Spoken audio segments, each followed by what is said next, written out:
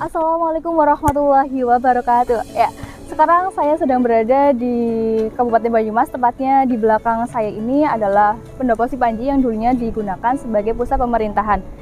Jadi Kabupaten Banyumas ini terletak di sebelah barat daya dan termasuk daerah di Jawa Tengah.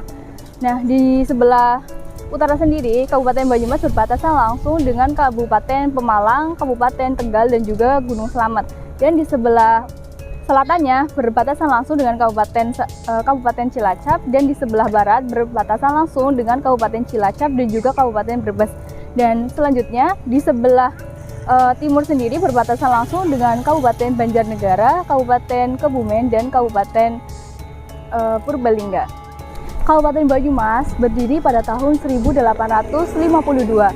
Nah, saat itu Kabupaten Banyumas ini didirikan oleh bupati yang pertama, yaitu Kyai Adipati Warga Utama II. Nah, beliau juga dikenal sebagai Kyai Adipati Merapat. Menurut cerita Babat Pasir Luhur, konon ketika sedang membangun pusat pemerintahan, kebetulan pada saat waktu itu terdapat pohon besar yang hanyut di Sungai Serayu. Pohon besar tersebut namanya pohon kayu mas. Pohon kayu mas ini berasal dari Desa Karangjambu, Kecamatan Kejobong, Kawedanan, Bukateja, Kabupaten Purbalingga. Kayu mas tersebut anehnya terhenti tepat di lokasi pembangunan. Karena hal tersebut, Adipati Merapat yang melihat itu hatinya tersentuh. Lalu diambillah kayu mas itu dan dijadikan Saka Guru Balai Sipanji. Karena kayu itu namanya kayu mas dan hanya terbawa air, maka pusat pemerintahan yang dibangun tadi diberi nama Banyumas, yaitu antara air dan kayu mas.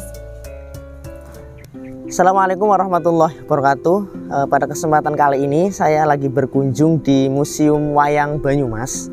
Museum Wayang ini terletak di Kabupaten Banyumas, tepatnya di sebelah timur Pendopo Sipanji yang ada di Kecamatan Banyumas, Jawa Tengah. Nah, sejarahnya museum ini didirikan pada tahun 1983, tepatnya pada tanggal 30 Desember 1983.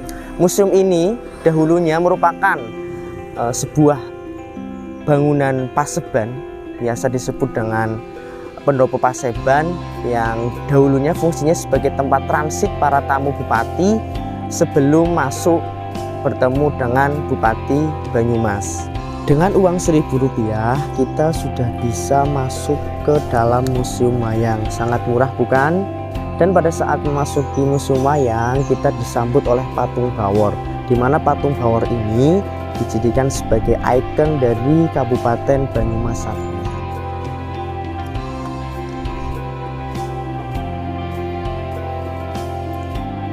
Di dalam museum disajikan beberapa banyak wayang, diantaranya adalah wayang kulit Banyumasan.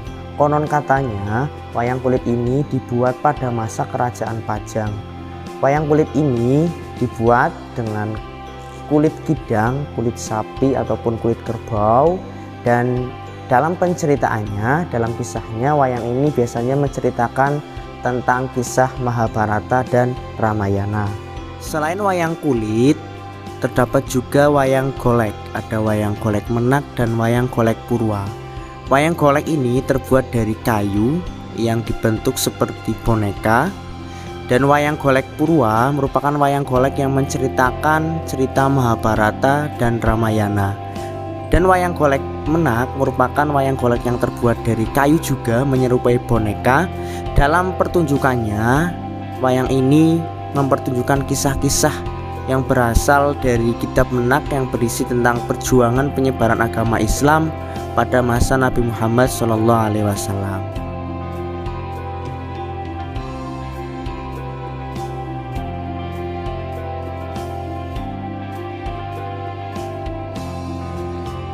Selanjutnya ada wayang potehi. Biasanya wayang ini disebut dengan wayang Cina. Dalam pertunjukannya, wayang potehi ini tidak diiringi oleh gamelan, melainkan sejenis alat musik yang disebut dengan gubar, biola, dan lain sebagainya. Wayang potehi ini biasanya menceritakan kisah-kisah dari negeri Cina, diantaranya Sampe Enghang, Sung Hokong, dan lain sebagainya. Selain memamerkan wayang, di sini juga terdapat adegan-adegan atau adegan pakeliran wayang purwa yang berupa Bisma gugur. Terdapat rangkaian-rangkaian dari adegan pertama, adegan kedua, adegan ketiga, dan sampai selanjutnya. Selain wayang, di museum juga terdapat koleksi benda non-wayang. Di antaranya adalah uang koin pada zaman dahulu, terdapat batu-batu zaman Mesolitikum, dan juga terdapat benda-benda seperti keris, tombak, batu, dan lain sebagainya yang diambil dari masyarakat sekitar Banyumasan. Assalamualaikum warahmatullahi wabarakatuh. Kali ini saya sedang berada di salah satu tempat wisata religius yang berada di Banyumas, yaitu Sumur Mas. Sumur Mas ini terletak di belakang Kadipaten Banyumas atau yang sering kita sebut dengan Komplek Kota Lama Banyumas. Sumur ini memiliki diameter yang cukup kecil, yaitu sekitar 15 cm dengan kedalaman 3 meter. Menurut juru kunci Sumur Mas, yaitu Bapak Triyono Indra, beliau mengatakan bahwasanya banyak para pengunjung yang datang ke Sumur Mas ini untuk tujuan, yaitu untuk dikabulkan hajatnya, seperti misal para pejabat yang ingin dinaikkan jabatan. Assalamualaikum warahmatullahi wabarakatuh. Salam budaya. Saya berada di Museum Wayang Banyumas dan sekarang kita di salah satu titik situs yang dinamakan Sumur Mas Banyumas. Perkenalkan, nama saya Pak Indra. Untuk salah satu saya di Museum Wayang Banyumas sebagai pengurus, dan juga tentang Sumur Mas Banyumas sebagai pembantu juru situs. Yang dalam hal ini saya mau menceritakan siapa penemu Sumur Mas Banyumas. Pada awalnya memang pusat pemerintahan Kabupaten Banyumas didirikan oleh Raden Joko Kaiman atau yang dikenal dengan nama Adipati Merapat. Beliau membuka hutan mangrove, dijadikan satu area pusat pemerintahan yang pertama. Dalam kisahnya, kayu mas. Dalam prosesi pembuatan pendopo Banyumas sebagai pusat pemerintahan diambil salah satu kayu yang terhanyut di Sungai Serayu. Kayu tersebut dinamakan dengan kayu mas karena keberadaannya di air atau di sungai. Adipati Merapat sendiri memberikan atau menyebut nama daerah ini dengan sebutan Banyumas, yang saat ini masih berada di Kabupaten Banyumas, itu di Purwokerto. Cakaguru yang dibuat untuk penopang bangunan pendopo adalah kayu mas tersebut.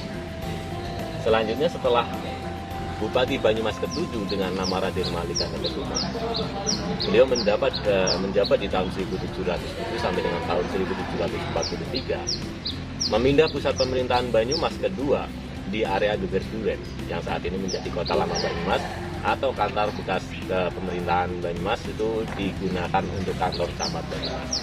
Keberadaan Sumur Mas ini dulu adalah sumber mata air yang digunakan oleh masyarakat Banyumas untuk kepentingan kehidupan sehari-hari, untuk dikonsumsi dan sebagainya, karena sumber mata air satu-satunya yang jernih atau yang bisa dimanfaatkan oleh masyarakat Banyumas pada masa dulu itu adalah sumber dari mata air Sumur Mas ini. Beliau Yudhanegara memberikan nama Sumur Mas ini karena mendapatkan mukjizat dari Allah Subhanahu wa Ta'ala atau Gusti Allah setelah beliau menepi atau mengheningkan diri di Padepokan Lanasti di atas bukit. Kalau di Banyumas itu di desa di desa Binangun, di ketinggian di sana. Suatu ketika hari mau senja, sudah hampir senja, itu sekitar jam 3 ke bawah ya, setelah asar. Suasana cerah. Jadi pancaran matahari tersebut bisa menerobos dedaunan di tengah hutan dan mengenai titik sumber mata air atau rawa, dan sumber mata air yang dinamakan Sendang Mas ini. Nah, untuk hal munajabnya, untuk memindah pusat pemerintahan, mungkin itulah yang terjadi atau yang ditunjukkan oleh Sang Maha Kuasa, keberadaan pusat pemerintahan untuk pengembangan masyarakat Banyumas biar lebih sejahtera. Keberadaannya ditunjukkan dengan media tersebut. Terciptalah yang sampai saat ini menjadi Kota Lama Banyumas ini. Selanjutnya, pusat pemerintahan Banyumas juga berpindah lagi dengan pusat pemerintahan ketiga di tahun 1937, dipindah ke Purwokerto sampai dengan saat ini.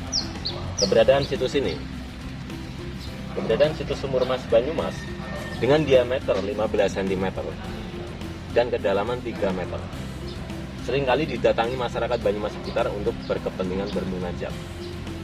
Ini adalah sisi sejarah atau sisi budaya yang memang dilindungi oleh pemerintah dari 2 Kabupaten Banyumas, salah satu situs cagar budaya yang disakralkan sampai saat ini untuk menghormati atau mengenang leluhur kita sebelumnya sumber penghidupannya dari sumber mata air di sini. Kurang lebihnya seperti itu, semoga bermanfaat. Tetap kita lestarikan apapun yang ada di Banyumas, apapun yang di daerah kita. Kalau kita tidak peduli, ya siapa lagi ya. Mudah-mudahan semuanya itu bisa bermanfaat untuk semuanya, juga untuk para generasi yang akan mendatang tahu tentang sisi-sisi sejarah daripada di kawasan kita sendiri. Kita langsung saja untuk keberadaan di hari ini. Saya masih menggunakan adat Jawa hari Jumat Kliwon untuk kepentingan secara spiritual. Saya mau mengambil airnya ya. Seperti apa keberadaan airnya? Airnya berwarna jernih gitu.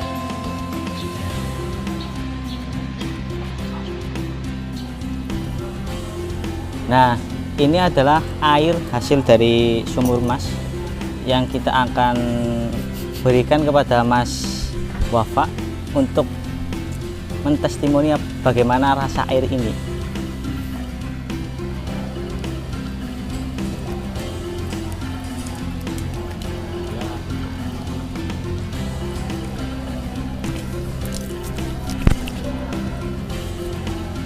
Minum.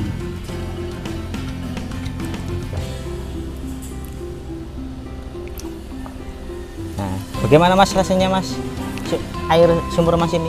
Airnya cukup jernih, seger ya. Diminum juga Enak ya? enak, seger rasanya.